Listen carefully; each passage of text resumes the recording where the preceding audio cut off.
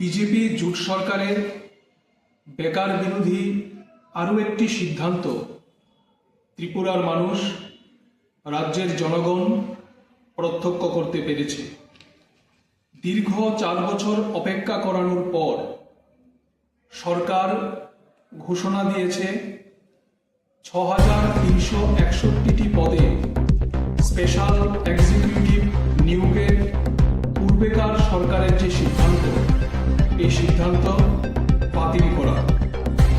আমরা সবাই জানি যে 2022 সালের 3রা নভেম্বর রাজ্য সরকার বিজ্ঞপ্তি জারি করেছিল 6,361টি পদে স্পেশাল এক্সিকিউটিভ নিয়োগ করার জন্য। বিধানসভা নির্বাচনের ঠিক প্রাক মুহূর্তে ভোটের বৈতরণী পার হওয়ার জন্য পরিকল্পিতভাবে তারা এই নিয়োগের ঘোষণা দিয়েছিল। আজকে এই নিয়োগ প্রক্রিয়াকে সরকার বাতিল করে দিয়েছে। আমরা ভারতের গণতান্ত্রিক যুব ফেডারেশন সরকারের এই সিদ্ধান্তের তীব্র বিরোধিতা করছি এবং চাকরি নিয়ে, কর্মসংস্থান নিয়ে বেকার ছেলেমেয়েদের সাথে যে ধরনের প্রতারণা করছে রাজ্য সরকার, তার বিরুদ্ধে ত্রিপুরার সমস্ত অংশের যুব সমাজকে গর্জে ওঠার আহ্বান আমরা জানাচ্ছি। বিজেপি জোট সরকারের আমলে যত নিয়োগ হয়েছে তার চেয়ে বেশি নিয়োগের প্রক্রিয়াকে বাতিল করা হয়েছে।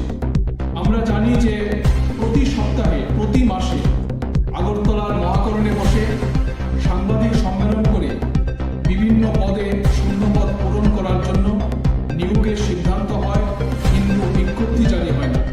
আবার বিজ্ঞপ্তি জারি হওয়ার পরেও বছরের পর বছর সেই নিয়োগ প্রক্রিয়াকে ঝুলিয়ে রাখা হয় এবং একটা নির্দিষ্ট সময়ের পর সেই নিয়োগের প্রক্রিয়াকে বাতিল করে দেওয়া হয়, যেটা স্পেশাল এক্সিকিউটিভ পদে নিয়োগের ক্ষেত্রে এই ঘটনার পুনরাবৃত্তি হয়েছে।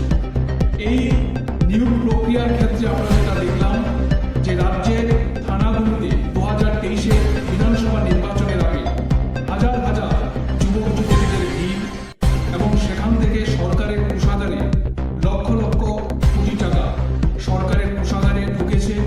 বেকার ছেলেমেয়েরা নিজেদের পকেটের পয়সা খরচ করে সেই ফর্ম পূরণ করেছেন কিংবা ইন্টারভিউ প্রক্রিয়ায় তারা যুক্ত হয়েছেন। আজকে 4 বছর পর, দীর্ঘ প্রতীক্ষার পর একটি ঘোষণা দিয়ে বেকার ছেলে মেয়েদের সেই স্বপ্নকে নিঃসাৎ করে দেওয়া হয়েছে।